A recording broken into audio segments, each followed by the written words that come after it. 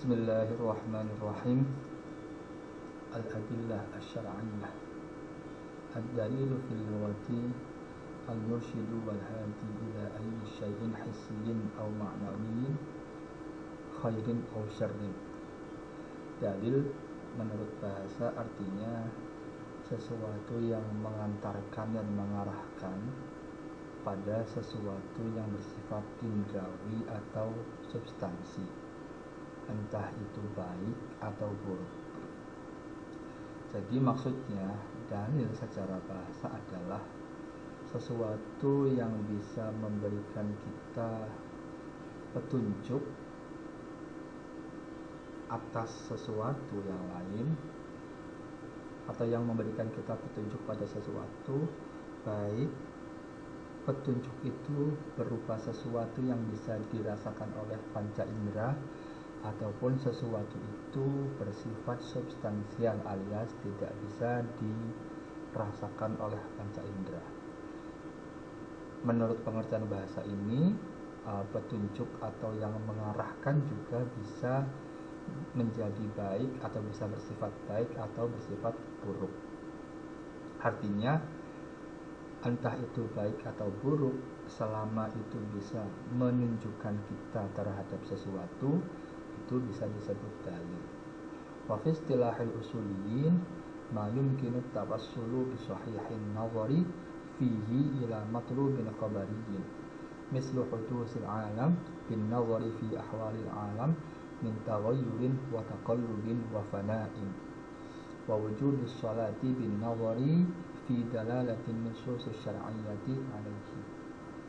Menurut para usuliyin, dalil secara istilah artinya sesuatu yang bisa mengantarkan pada sesuatu atau pada informasi yang dicari melalui penalaran yang sahih.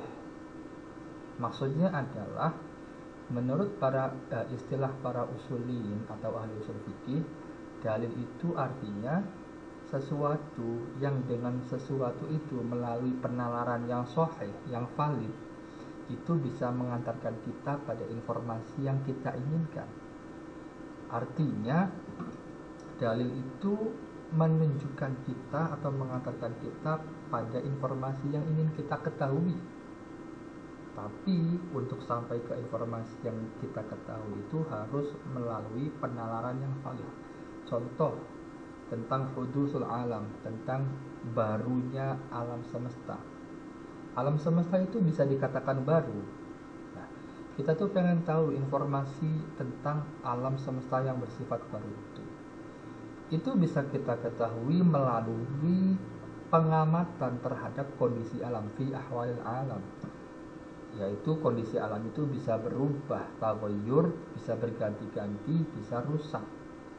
Nah, keadaan bisa berubah, bisa berganti, dan bisa rusak ini adalah sahihun nazar. Kita melihat fakta valid bahwa alam semesta ini berubah, alam semesta ini berganti-ganti kondisi, yang tadinya panas menjadi dingin atau sebaliknya, yang tadinya siang jadi malam, musim dingin kemudian musim semi, musim semi kemudian musim gugur, musim panas. Kemudian alam semesta itu bisa mengalami fenomena alam seperti gunung meletus dan macam-macam. Itu semua adalah cara pandang atau penglihatan atau pengamatan yang baik terhadap apa yang kita cari nantinya, yaitu alam semesta yang bersifat baru. Jadi untuk mengetahui alam semesta itu baru harus melalui penalaran yang sahih, itu yang disebut dalil itu sendiri, yaitu oh ternyata alam itu berubah, alam itu berganti, alam itu rusak. Itulah bukti, itulah dalil, karena memang sahih, memang valid bahwa alam semesta itu bersifat baru. Wa wujubis sholati bin nazari fi dalalatin nusus syar'iyyati, dan juga kewajiban sholat karena sudah melihat dalalah teks syarak terhadap sholat tadi. Kaqaulihi ta'ala wa aqimus sholata. Kenapa? fa innahu yumkinu tawassulu bin nazari fi ahwalihi min kaunihi amran masalan ila matlubin khabari. Karena melalui dalil teks syarak tadi kita bisa sampai pada pandangan atau penalaran terhadap keadaan sholat, bahwa sholat itu merupakan perintah misalnya, atau merupakan sesuatu, misalnya dalil tadi menjadi sesuatu yang mengantarkan kita pada sebuah informasi, wahwa tasdik, yaitu pembenaran, bi anna hadzal amro, bahwa perintah ini yufidul wujubah, perintah atau dalil sholat ini mengantarkan kepada sebuah kewajiban, yaitu sholat, li annahu amrun bi iqamatis sholah, wal amru bi iqamatiha yufidu wujubah, perintah untuk mendirikan sholat, yaitu dalil itu sendiri itu memberikan dampak kewajiban sholat. Fakullun minal alam, masing-masing dari alam, wa aqimus sholat dan aqimus sholat, huwa dalilu ainal ulama, itu adalah dalil menurut para alim. Jadi masing-masing contoh alam semesta dan dalil wa aqimus sholat itu adalah dalil menurut para alim. Itu pengertian dalil secara bahasa. Wa dalilus syar'iyyu, sekarang dalil syar'i. Apa itu dalil syar'i? Kullu ma yustafadu minhu hukmun syar'iyyun amaliyun sawa'un bi tariqil qat'i awil ilmi wal yaqini am bi tariqil dhanni ay ghalabatil dhanni idza kana ad-dalilu naw'aini qat'iyyud dalalati wa dhanniyud dalalati. Apa itu dalil syar'i? Dalil syar'i adalah segala sesuatu yang darinya bisa diperoleh hukum syarak yang bersifat praktis, baik melalui metode yang qat'i pasti, yaitu ilmiah dan meyakinkan, atau melalui metode yang dhanni, yaitu bersifat dugaan yang mengarah ke kebenaran. Oleh sebab itu dalil dibagi menjadi dua, yaitu qat'iyyud dalalah, dhanniyud dalalah. Gampangnya begini, yang dimaksud dengan dalil syar'i adalah segala sesuatu apapun itu, baik Quran, hadis, sunnah, ijma misalnya, atau Quran dan sunnah, yang dari Quran dan sunnah itu bisa diperoleh sebuah hukum syarak yang praktis. Nah, cara memperolehnya baik melalui metode yang qat'i alias secara validitas atau verifikasinya itu pasti bahwa itu langsung menjadi dalil dan semua sepakat bahwa itu dalil atas suatu perbuatan, atau melalui metode yang dhanni alias ketika menjadikan sebuah dalil itu sebagai sebuah teks itu sebagai sebuah dalil, maka menurut dugaan yang lebih banyak itu bisa dijadikan dalil atas suatu perbuatan. Yang pertama disebut qat'iyyud dalalah, secara dalalah itu pasti. Yang kedua dhanniyud dalalah, yang secara dalalah itu ada dua kemungkinan tapi salah satunya lebih besar, itu yang disebut dhanniyud dalalah. Gampangnya begini, apa itu dalalah? Dalalah itu adalah sebuah makna dari sebuah lafaz yang makna itu memberikan atau mengantarkan kita kepada informasi yang lain, atau sebuah informasi dari sebuah kata atau lafaz yang dari informasi itu bisa mengantarkan kita kepada informasi yang lain. Baik informasi yang lain itu informasinya pasti, atau informasinya itu ada dua kemungkinan tapi yang satu lebih kuat. Kalau informasinya pasti disebut qat'i, kalau informasinya dua kemungkinan itu disebut dhanni. Misalnya begini, ketika sebuah ayat mengatakan aqimus shalah dan itu dimaknai sebagai dalil yang atau sesuatu yang qat'i, Karena setiap ketika sholat itu dikatakan, diucapkan, itu yang dimaksud adalah sholat 5 waktu atau sholat wajib atau sholat yang gerakannya seperti itu sudah pasti dimaknanya seperti itu. Bukan sholat berarti doa, bukan sholat berarti yang lain-lain yang secara bukan makna syar'i. Nah, berarti itu namanya kata as-sholah secara dalalah. Jadi dalil itu bisa memberikan informasi itu disebut dalalah. Jika informasinya semua meyakini atas satu pemaknaan, itu disebut qat'i. Tapi jika pemaknaannya ada dua, seperti lafaz quru misalnya, al-qur'u, oh berarti itu dhanni, karena lafaz quru itu bisa bermakna suci, bisa bermakna haid, dua-duanya benar dan dua-duanya digunakan. Tinggal seorang alim bagaimana dia punya kecenderungan yang lebih besar terhadap salah satu dari dua makna antara suci dan haid tadi. Wal adillatu naw'ani.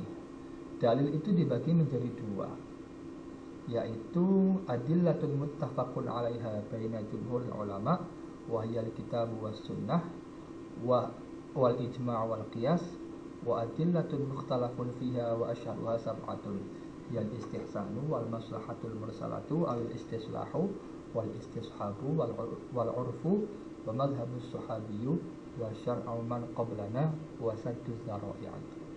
Dalil itu terdiri dari dua macam, yaitu dalil yang disepakati di antara para ulama, mayoritas ulama seperti Quran, sunnah, ijma' dan qiyas. Yang kedua, dalil yang diperselisihkan di antara mereka. Yang paling masyhur ada 7. Pertama istihsan, kemudian maslahah mursalah atau istislah, kemudian istishab, uruf, mazhab sahabi, dan syar'u man qablana dan saddu dzara'i' atau saddu dzari'ah. Wal adillatul muttafaqu 'alaiha wajibatul ittiba'i walakinnaha murattabatun fi darajatil istidlali biha. Dalil-dalil yang disepakati oleh ulama mayoritas tadi itu wajib diikuti, tetapi dalil-dalil tadi itu ada urutannya, ada dalam istidlal, dalam pengambilan dalil, ada tingkatannya. Tingkatannya apa? Alkitabu, summa sunnatu, summa ijma'u, summa qiyas. Pertama Al-Quran, kedua sunnah, ketiga ijma', keempat qiyas. Wa dalilu wujubi ittiba'iha qauluhu ta'ala.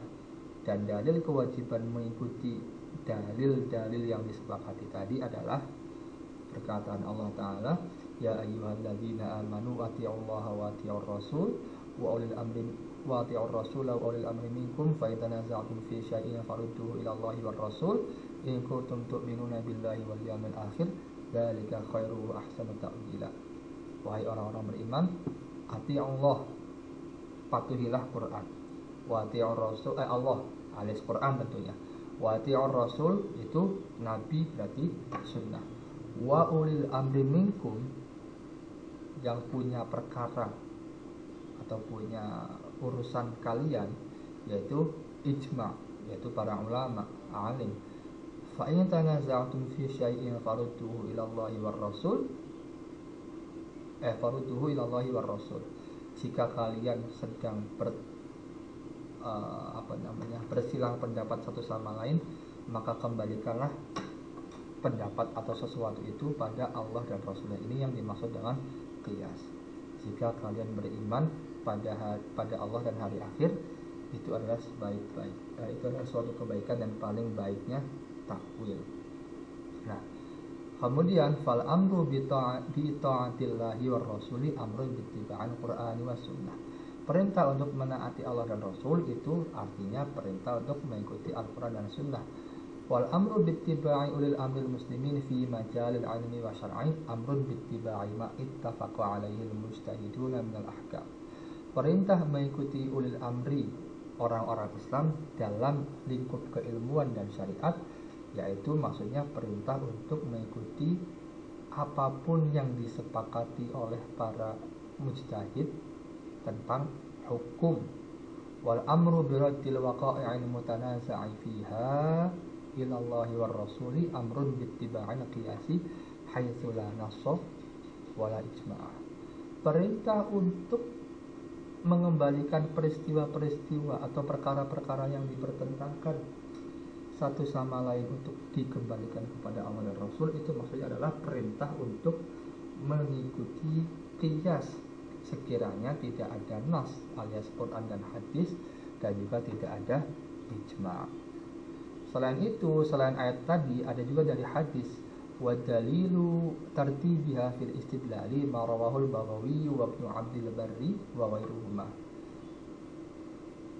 an Muadz bin Jabal an Muadz bin Jabal anna Rasulullah sallallahu alaihi wasallam lamma ba'athahu ila al-Yaman qala kaifa taqdi idza urida laka qada qala aqdi bi kitabillah qala fa illam tajid fi kitabillah qala fa bi sunnati Rasulillah qala fa illam tajid fi sunnati Rasulillah qala ajtahidu ra'yi wa la alu ay la aqsiru fil ijtihadi qala fa daraba Rasulullah sallallahu alaihi wasallam ala sadrihi wa qala alhamdulillahilladzi waffaqa Rasulillah lima yarda Rasulullah. Selain ayat tadi, ada juga hadis tentang sahabat Mu'adz bin Jabal yang dikirim atau diutus oleh Rasulullah ke Yaman. Rasulullah bertanya, bagaimana kamu memutuskan perkara jika nanti kamu dihadapkan pada sebuah keadaan atau putusan? Mu'adz menjawab, saya akan memutuskan dengan kitabullah alias Quran. Nabi bertanya, kalau nggak nemu di Quran gimana? Nanti dengan sunnah Rasulullah.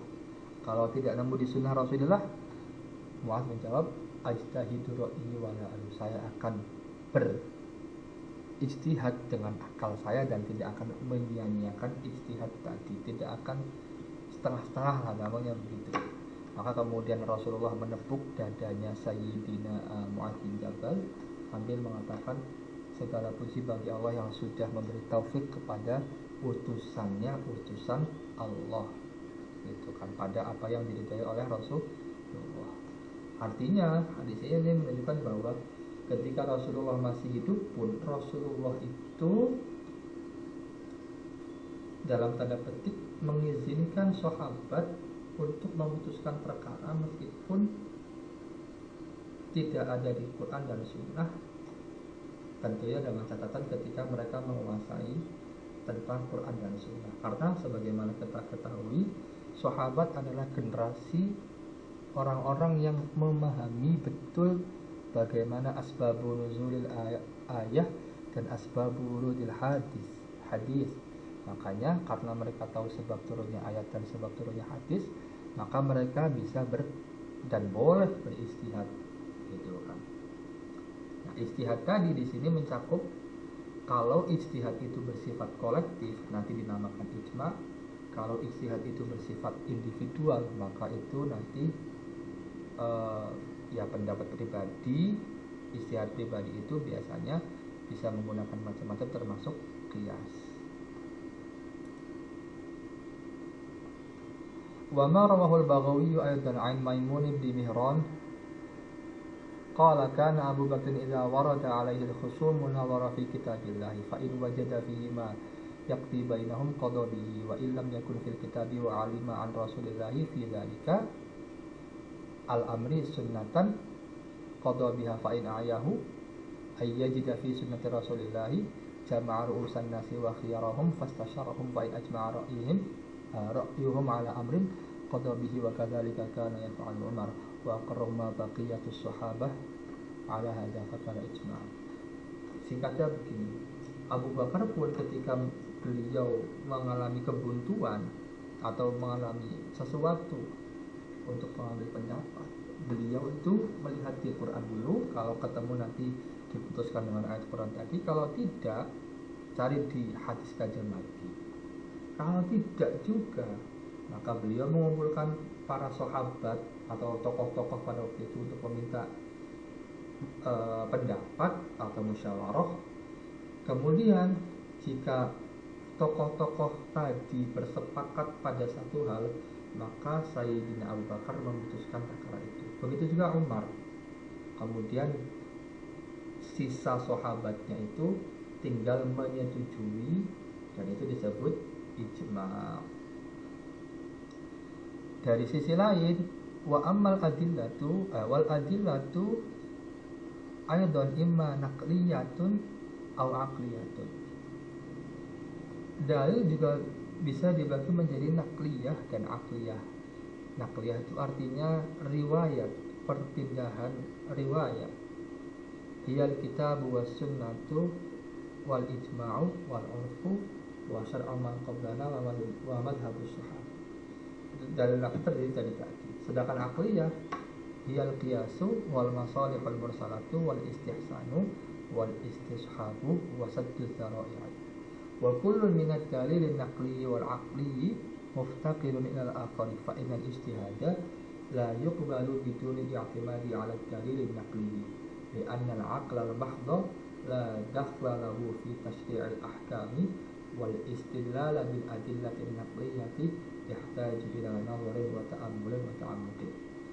Baik atau masing-masing dari dalil baik naqli maupun aqli itu saling membutuhkan. Kenapa? Karena ijtihad itu tidak bisa atau tidak akan diterima tanpa berpegangan pada dalil yang naqli. Ijtihad itu kan perbuatan rasional, akal. Karena akal saja itu tidak dianggap dalam proses penetapan hukum.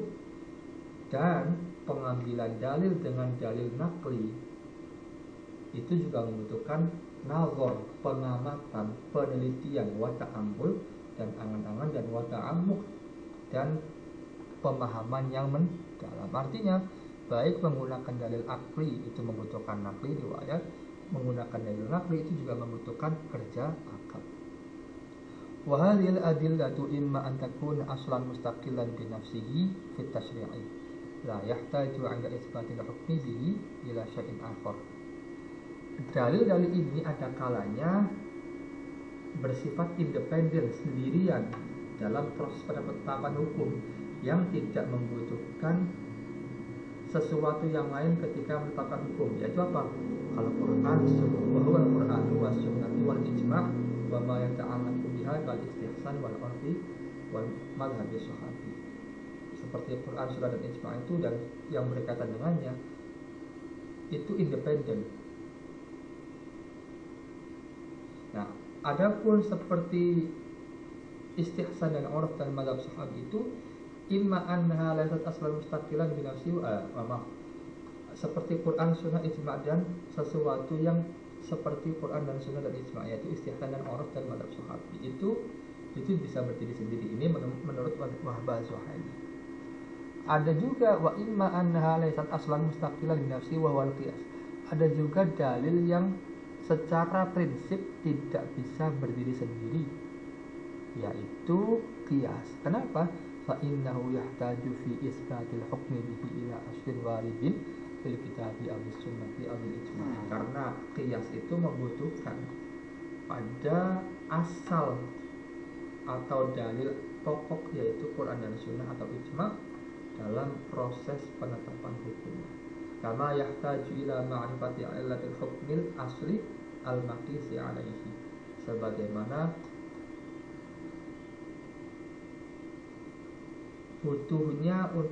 kebutuhan untuk mengetahui ilatnya hukum asal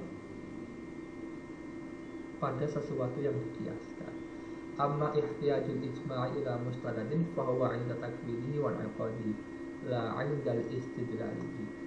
Adapun ijma' itu membutuhkan sandaran dalil itu ketika proses pembuatan dan penetapan ijma'nya, bukan pada pengambilan dalilnya. Wallahu a'lam bishawab.